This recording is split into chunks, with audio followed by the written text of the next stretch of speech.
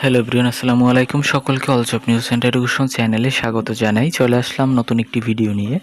Video শুরুর প্রথমে বলে রাখি, যারা আমার চ্যানেলে নতুন দয়া করে আমার চ্যানেলটি সাবস্ক্রাইব করে দিতে ভুলবেন না। যারা ইতিমধ্যে দিয়েছেন তাদেরকে জানাই অসংখ্য ধন্যবাদ। তো আপনারা অনেকেই জানতে চেয়েছিলেন 19তম শিক্ষক নিবন্ধন সার্কুলারে সর্বশেষ আপডেট কী আছে।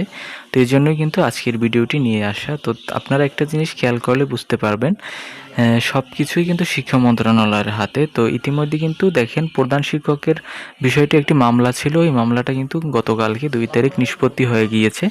তো মন্ত্রী কিন্তু চাচ্ছে যত দ্রুত সম্ভব এই সময়ের ভিতরে, কিন্তু যেহেতু বাংলাদেশের শিক্ষক সংকট একটি এখন বড় সমস্যা, ব্যাপক পরিমাণে শূন্যপদ রয়েছে, তো সে কিন্তু চাচ্ছে দ্রুতই নিতে।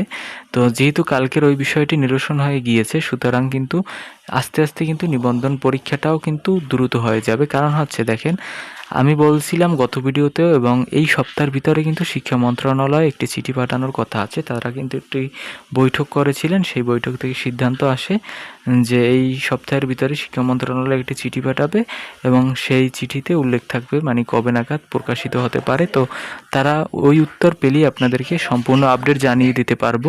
আমরা ধারণা করছি যে আগস্ট মাসের ভিতরেই সার্কুলারটি আসার সম্ভাবনা রয়েছে। তো যখন সার্কুলার আসবে এরপরে কিন্তু আপনার হাতে সময় থাকবে কেবল সর্বোচ্চ 2 মাস থাকার সম্ভাবনা রয়েছে। তো এরপরেই কিন্তু আপনাকে পরীক্ষা বসতে হবে। তো এই ছিল আজকের ভিডিও। দেখা হবে পরবর্তী কোনো ভিডিওতে।